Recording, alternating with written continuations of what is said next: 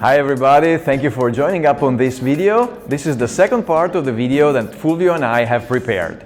In the first part of the video, we concentrated on the thoughts that we develop when we try to find root causes for failure analysis or other problems at our customers. Today, we will show you a bit more in detail the actual activity we have in our lab when we investigate on these topics coming from our customers or when we develop new products.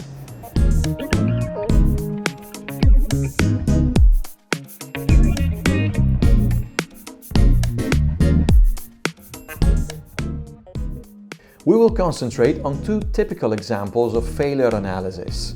One related to a cracking on a cast item and another referring to the reasons why a climatic test failed after a plating deposition.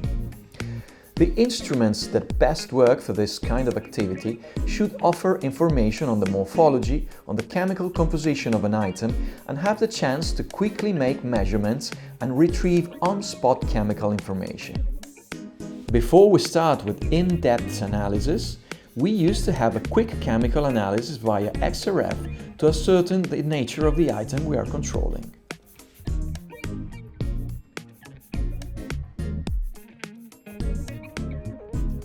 Among them, the SEM EDX analysis is able to gather most of these informations. Once the pieces are mounted on the sample holder, the SEM EDX chamber goes under vacuum in order to allow the electron beam to function properly. SEM EDX is of extreme importance for our work because it provides imaging and composition information at the same time. Plus, it is a non-destructive testing.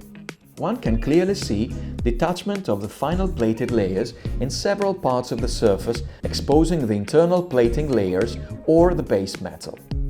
In this case, the visible layer is the copper plating layer.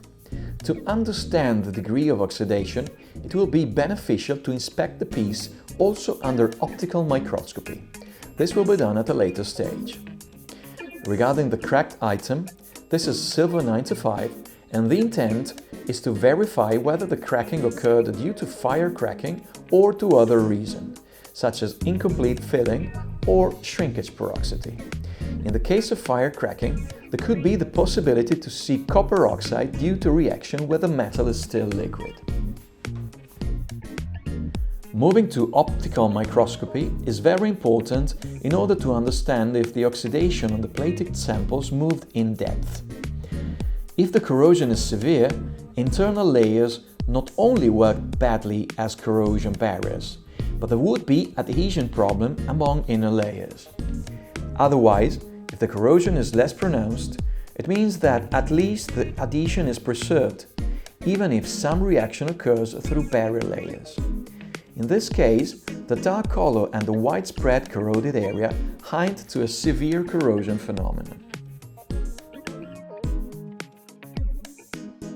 The use of digital optical microscopy available in our lab allows the user to have this tool in order to get more information regarding visual appearance on the item, so it shows better oxide layers which may not be seen at the SEM analysis, and also to gather information like rugosity profiles or other visually relevant information.